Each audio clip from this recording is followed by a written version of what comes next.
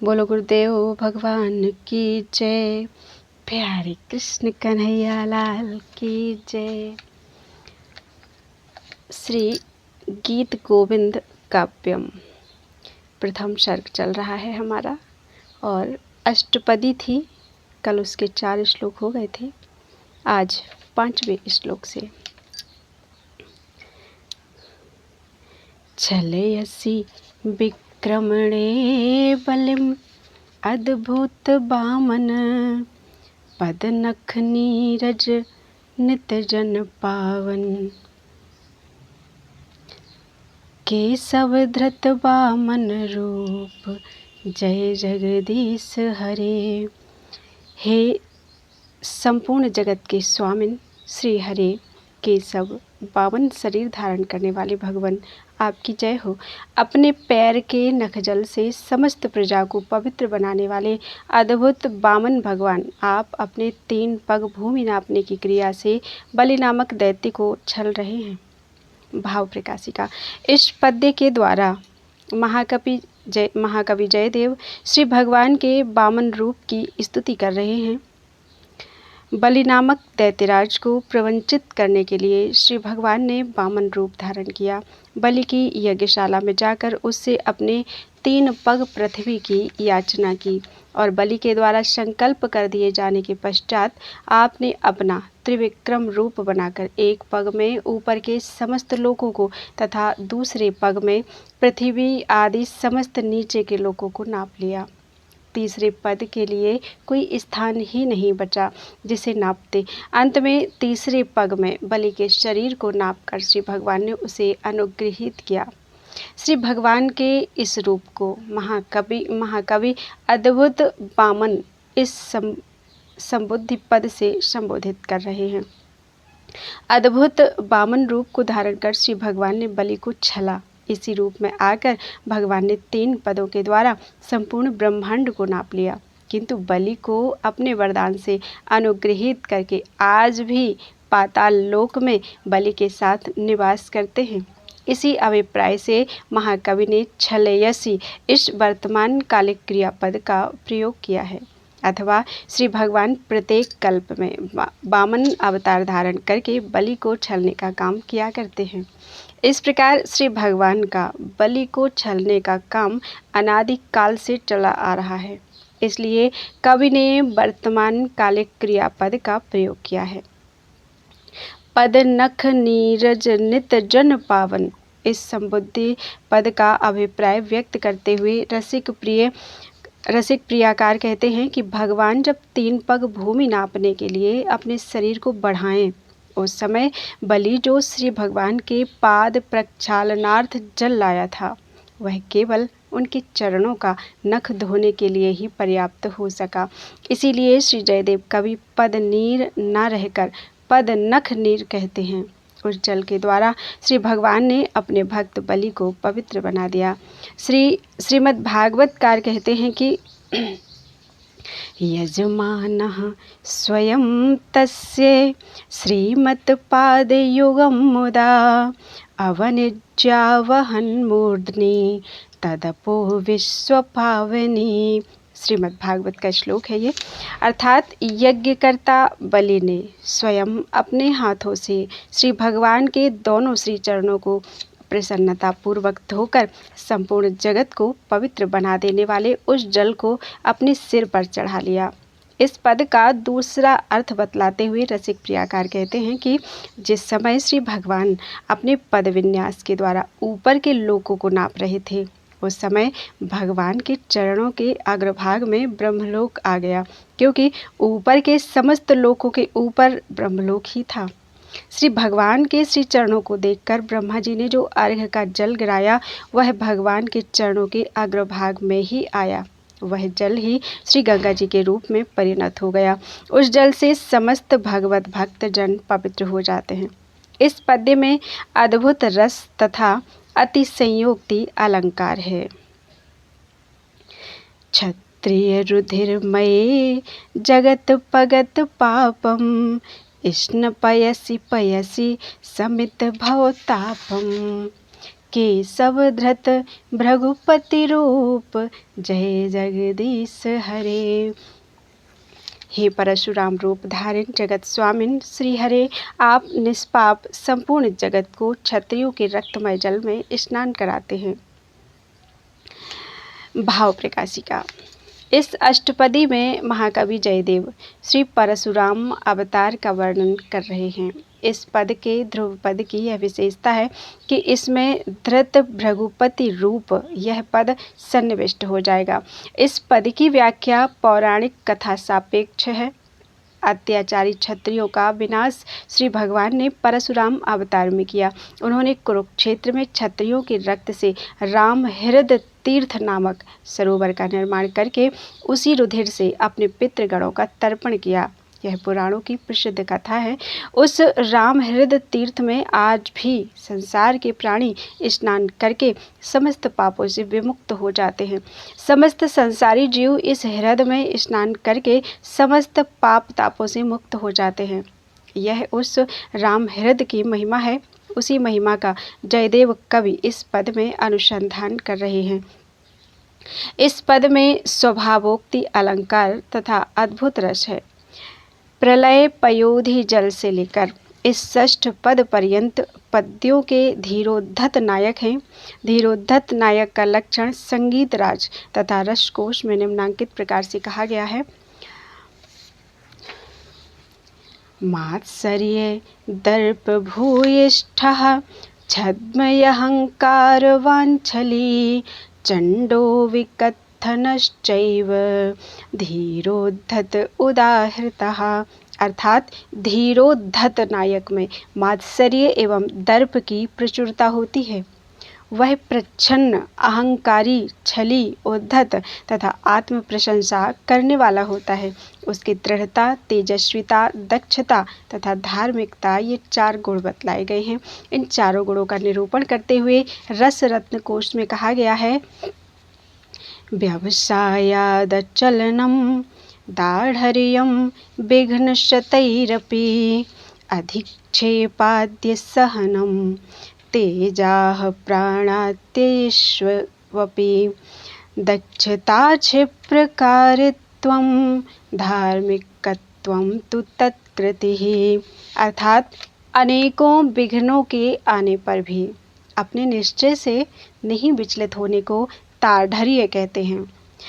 प्राण संकट आपन्न हो जाने पर भी किसी के द्वारा की जाने वाली अपमानजनक बात को नहीं सह सकने को तेजस्विता, किसी भी कार्य को शीघ्र संपादित कर देने को दक्षता तथा धार्मिक कार्यों को संपादित करने को धार्मिकता कहते हैं। 7वां श्लोक है, वितरसि दिक्ष्णुरणे दिक्पति कमनीयं दशमुख मौल बलिं रमणीयं केशव धृत राम शरीर जय जगदीश हरे। हे राम, रूप धारण करने वाले जगत स्वामिन श्री हरे, भगवान केशव आप संग्राम में दिक्पालों को अभिमत तथा मनोज्ञ रावण के मुकुट भूषित सिरों की बलि दिशाओं में प्रदान कर रहे हैं।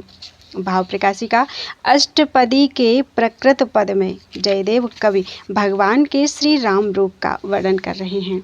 अन्य पदों के ध्रुवों की अपेक्षा इस पद के ध्रुव की यह विशेषता है कि इसमें धृत राम शरीर यह पद जुड़ जाएगा। श्री भगवान ने रामावतार धारण कर राक्षस राज रावण का वध किया। यद्यपि श्री भगवान के समस्त अवतारों का प्रधान प्रयोजन स्वाश्रित जन का परित्राण ही हुआ करता है। राक्षस आदि का वध तो आनुषंगिक ही प्रयोजन हुआ करता है, किंतु व्यवहारिक जीवन में लोक उपद्रवकारी रावणादिकों के वध का ही महत्व अत्यधिक अत्यधिक बढ़ जाया करता है।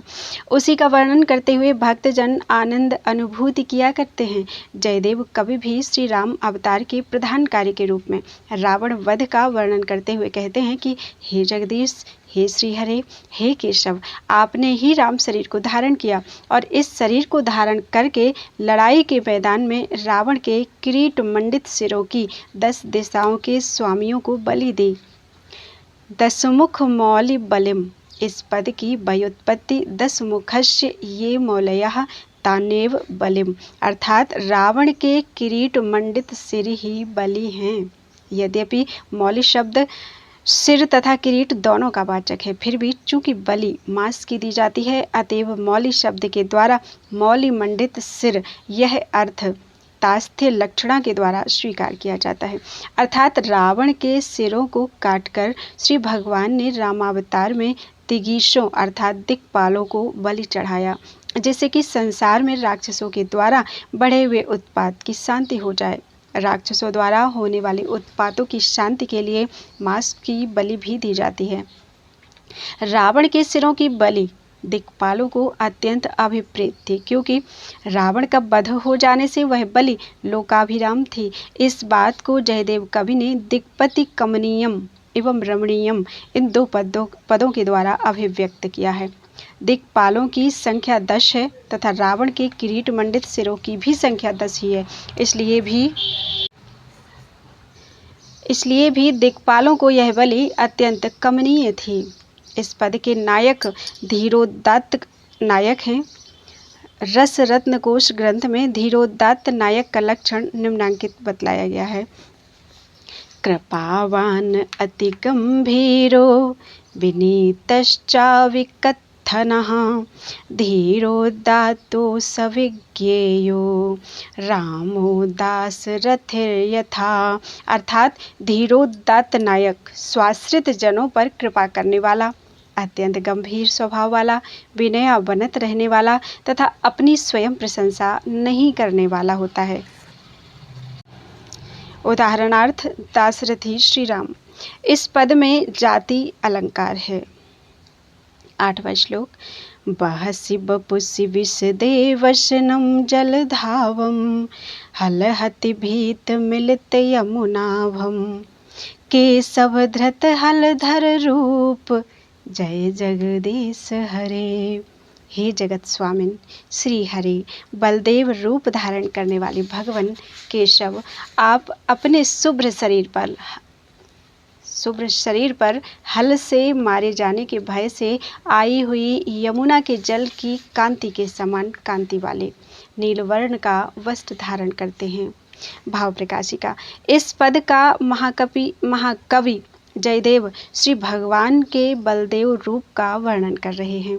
इस पद के ध्रुव पद की यह विशेषता है कि इसमें धृत हलधर रूप यह विशेषण जुड़ जाएगा। इस विशेषण के द्वारा श्री जयदेव कवि कह रहे हैं कि श्री भगवान ने ही बलराम रूप धारण किया था। इस रूप में श्री भगवान हल नामक अष्ट विशेष को धारण करते हैं। बलराम जी का रूप गोरा था, इसीलिए कवि उनको विशद वपु कहते हैं। बलराम जी नील हरित वर्ण का वस्त्र धारण करते थे। कवि उनके वस्त्र को जलदाभ कहते हैं। जल से भरे कृष्ण वर्ण के मेघ को जलद कहते हैं। जलदस्य आभा इवाभा यश तम, यह जलदाभ पद का विग्रह है। जलद कृषक के नयनों को तृप्त करने वाला होता है। बलराम जी का वस्त्र भी भक्तों की अभिलाषा को पूर्ण करके उनको आनंद प्रदान करता है। बलराम जी के वस्त्र की दूसरी विशेषता बतलाते हुए कवि कहते हैं, हलहति भीत मिलित यमुनाभम। इस विशेषण के साथ एक पौराणिक कथा का संबंध है। एक बार बलराम जी वृंदावन गए। मदिरा पान करके गोपियों के साथ क्रीड़ा करने के लिए उन्होंने यमुना को बुलाया।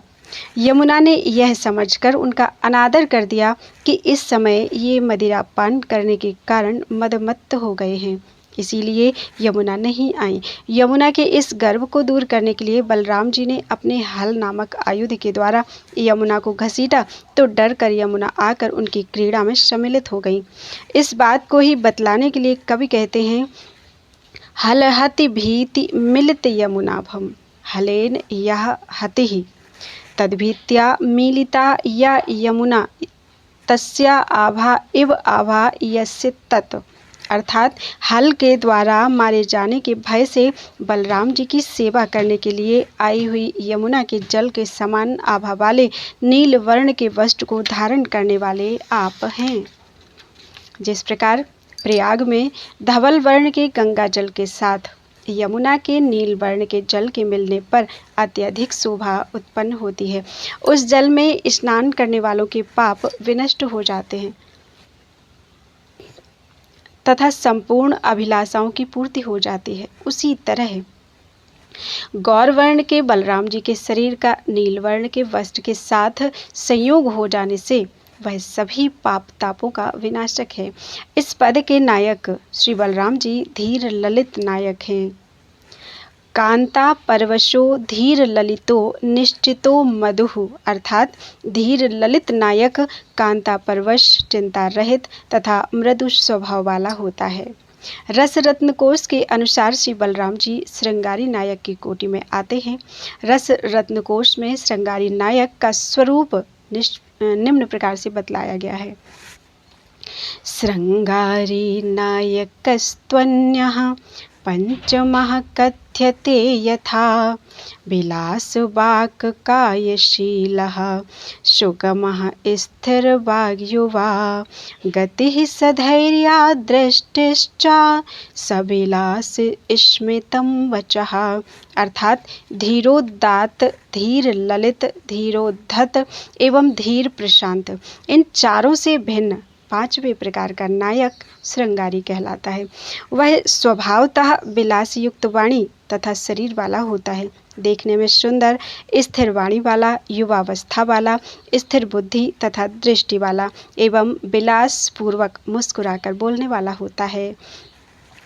निंदन्सि 9वां श्लोक। निंदसि यज्ञविधेरः श्रुतिजातं सदय हृदय दर्शित पशुघातम केशव धृत बुद्ध शरीर जय जगदीश हरे। हे जगत के स्वामिन श्री हरे, बुद्ध शरीर धारण करने वाले भगवान केशव आपकी जय हो। आपने दया युक्त हृदय के कारण यज्ञ विधानों के द्वारा पशुओं की हिंसा देखकर श्रुति समूह की निंदा की। भाव प्रकाशिका।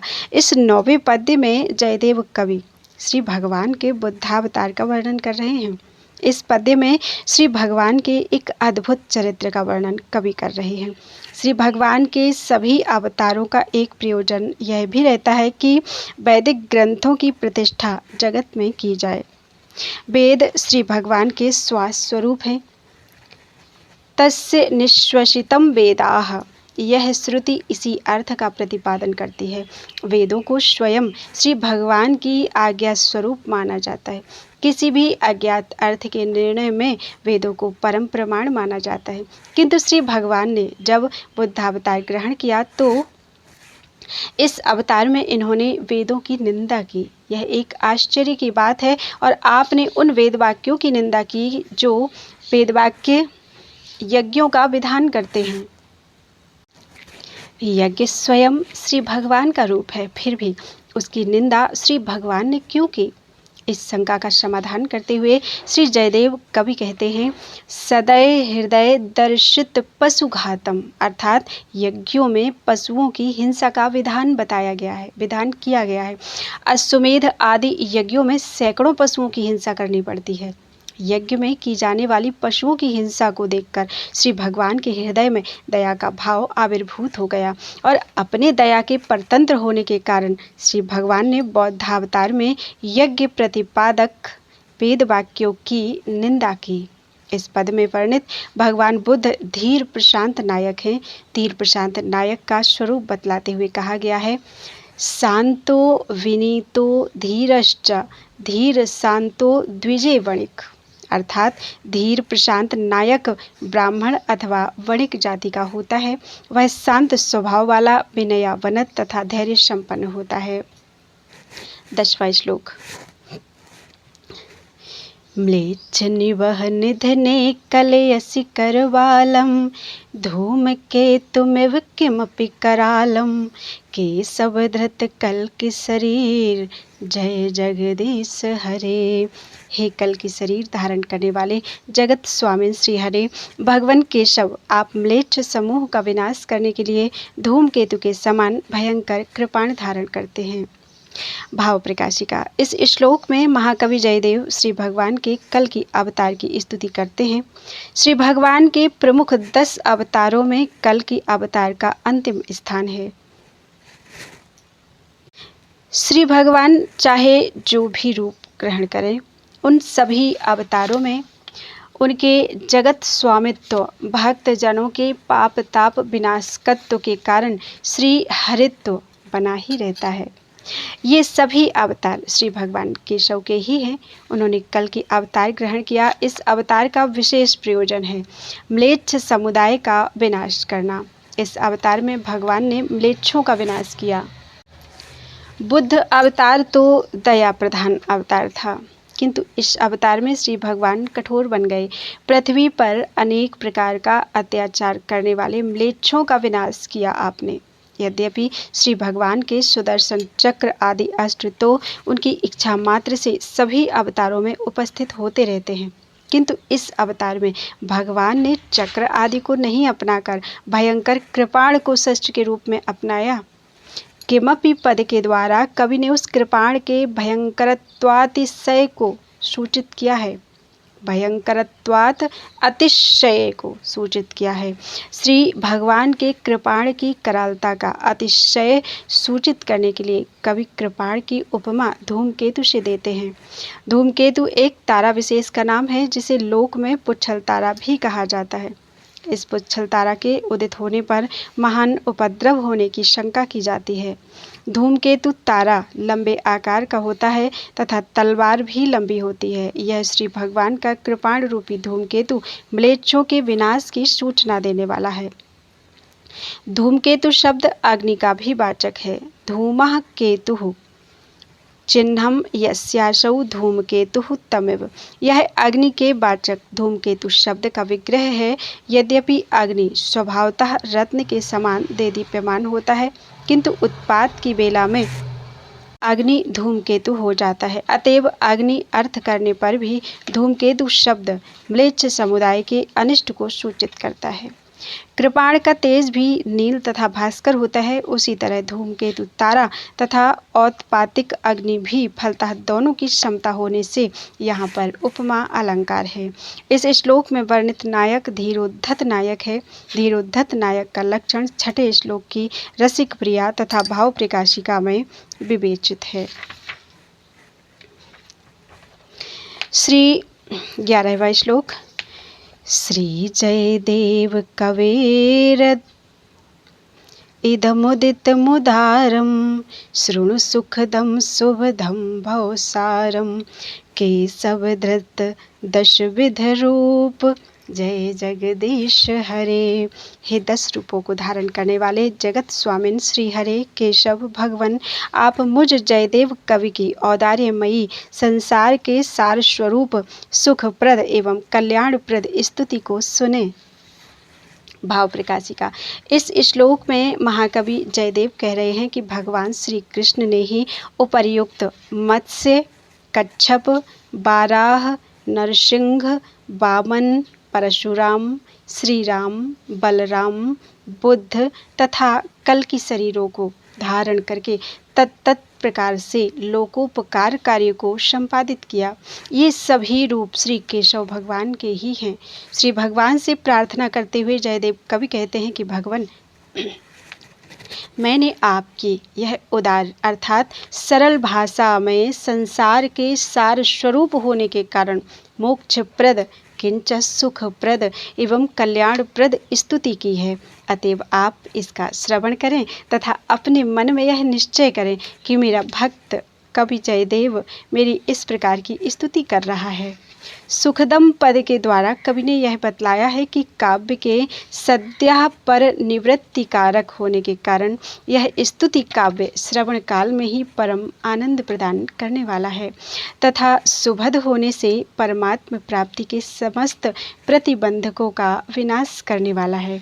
भावसारम पद के द्वारा यह भी सूचित किया जाता है कि संसार रूपी सागर को पार करने के जितने भी साधन हैं उन सबों में ये प्रधान है। भवच्छेदक हेतु मध्येशारम, यह मध्यम पदलोपी समास भावसारम पद में समझना चाहिए। इस श्लोक में शांत रस तथा पर्यायोक्ति अलंकार है। अगला श्लोक 12वां श्लोक। वेदानुद्धरते जगन्निबहते भूगोलम उद्बिभ्रते दैत्यं दारयते बलिं छलयते छत्रक्षयं कुर्वते पौलस्त्यं जयते हलं कलयते कारुण्यमातन्वते म्लेच्छान् मूर्छयते दशाकृतिकृते कृष्णाय तुभ्यं नमः। वेदों का उद्धार करने वाले, जगत को धारण करने वाले, भूमंडल का उद्धार करने वाले, हिरण्यकशिपु दैत्य का विदारण करने वाले, बलि को छलने वाले, क्षत्रियों का विनाश करने वाले, रावण पर विजय प्राप्त करने वाले, हल नामक आयुध को धारण करने वाले, करुणा का विस्तार करने वाले तथा म्लेच्छों का विनाश करने वाले 10 शरीरधारी आप श्री कृष्ण भगवान को नमस्कार है।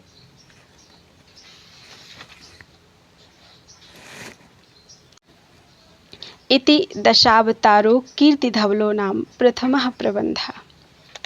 इस प्रकार भाव प्रकाशिका इस गीत गोविंद काव्य के प्रथम सर्ग के प्रथम प्रबंध के 10 पद्यों में श्री जयदेव कवि ने भगवान श्री कृष्ण के तत अवतारों की लीलाओं का मनोज्ञ वर्णन किया है।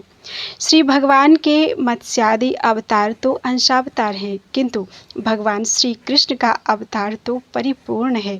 वे ही सब अवतारों के अवतारी हैं। उन्हीं भगवान श्री कृष्ण को नमस्कार करते हुए कवि कहते हैं, कृष्णाय तुभ्यं नमः, अर्थात आप श्री कृष्ण भगवान को नमस्कार है। भगवान श्री कृष्ण ने मीन, कच्छप आदि 10 दिव्य आकृतियों को धारण किया। इस बात को कवि दशाकृति कृते इस पद द्वारा कहते हैं। श्री भगवान ने जिन प्रयोजनों की सिद्धि के लिए तत अवतारों को धारण किया, उन सभी प्रयोजनों को बतलाते हुए श्री जयदेव कवि कहते हैं, नंबर 1, वेदानुद्धरते, अर्थात मत्स्यावतार धारण करके भगवान ने वेदों का उद्धार किया। हयग्रीव नामक दैत्य ने वेदों का प्रलय काल में अपहरण कर लिया था। मत्स्यावतारधारी भगवान श्री कृष्ण ने उस दैत्य का वध करके वेदों का उद्धार किया। दूसरा है, कच्छप अवतार धारण करके भगवान ने संपूर्ण जगत का भार अपने पीठ पर धारण किया। इस अर्थ को श्री जयदेव कवि ने जगन्निबहते पद द्वारा कहा है। तीसरा अवतार है, 12 अवतार में श्री भगवान हिरण्याक्ष के द्वारा चुराकर पाताल लोक में ले जाई गई पृथ्वी को अपने दांतों के अग्रभाग पर रखकर ऊपर उठा लाए। इस बात को महाकवि ने भूगोलम उद्बिभ्रते इस पद के द्वारा बतलाया है। चौथा है, नरसिंह अवतार में श्री भगवान ने दैत्यराज हिरण्यकशिपु का विदारण किया और प्रहलाद की रक्षा की। इसे गीत गोविंदकार ने दैत्यम दारयते पद द्वारा कहा है। पांचवा है, वामन अवतार धारण करके भगवान ने बलि को छला। उन्होंने 3 पग पृथ्वी के बहाने 3 डगों में संपूर्ण लोकों को ही नाप लिया तथा बलि को पाताल लोक में प्रेषित कर स्वर्ग का राज्य इंद्र को प्रदान किया। बलिम छलयते इस अंश से कवि ने इसी अर्थ को कहा है। छठवां है, श्री परशुराम अवतार में भगवान ने दुष्ट क्षत्रिय राजाओं का विनाश किया। इस बात को छत्रक्षयम कुर्वते इस अंश से कहा गया है। सातवां है श्री राम अवतार में भगवान ने अत्याचारी लोक रावण का वध किया। इस बात को पौलस्त्यम जयते वाक्यांश द्वारा कहा गया है। आठवां है हलम कलियते पद द्वारा बतलाया गया है कि श्री बलराम रूप धारण करके भगवान ने अपने आयुध विशेष रूप में हल को धारण किया। नौवा है कारुण्य मातन बते। इस वाक्यांश के द्वारा जयदेव कवि ने बतलाया है कि बौद्धावतार में भगवान ने अपनी करुणा का विस्तार किया। तत् वेदोक्त यज्ञों में अनेक प्रकार के पशुओं का वध देखकर श्री भगवान के हृदय में दया का संचार हो गया। उन्होंने अपनी आज्ञा रूप यज्ञ प्रतिपादक वेदों की निंदा की तथा सर्वत्र अहिंसा का प्रचार किया। 10वां अवतार है श्री भगवान के 10 प्रमुख अवतारों में उनका सबसे अंतिम अवतार कल्कि अवतार है। इस अवतार से आपने अपने हाथ में भयंकर तलवार लेकर म्लेच्छों का विनाश किया। इस अर्थ को महाकवि ने म्लेच्छान मूर्धयते पद से कहा है। इस प्रकार 10 प्रमुख अवतार धारण करने वाले हे भगवान श्री कृष्ण, आपको नमस्कार है। यह कवि जयदेव अपने इस पद्य में कहते हैं। विशेष पूर्व कथित 11 पद्यों में कीर्ति धवल नामक छंद है। अयुजि पदे द्वादशैव युजितु यस्य हि 10 वाष्टमात्राश्चेत् परमपि पदयुगमेवं तं कीर्तिधवलमः धीराः प्राहुः। अर्थात जिस छंद के प्रथम तथा तृतीय पादों में 12 मात्राएं तथा द्वितीय एवं चतुर्थ पादों में 10 मात्राएं होती हैं, उस छंद को धीरों ने कीर्ति धवल कहा है। इन सबों के ध्रुव पद में भ्रमर छंद है, किंतु छंदस चूड़ामणि में कहा गया है कि इसमें बाला भुजंगम ललित नामक छंद है। इस प्रथम प्रबंध की विशेषताओं को बतलाते हुए रसिक प्रियाकार का कहना है कि इस प्रबंध में कीर्ति धवल छंद, पाटस्वर, इसमें मध्यमादि राग, आदि ताल, विलंबित लय, मागधी रीति तथा श्रृंगार रस है। इसमें श्री वासुदेव भगवान के यश का वर्णन है तथा इसका नृपोत्सव में विनियोग होता है। प्रथम प्रबंध पूरा हो चुका है। बोलो वृंदावन बिहारी लाल की जय। प्रथम सर्ग का प्रथम प्रबंध पूरा हुआ है। प्रथम सर्ग अभी चलेगा। बोलो वृंदावन बिहारी लाल की जय।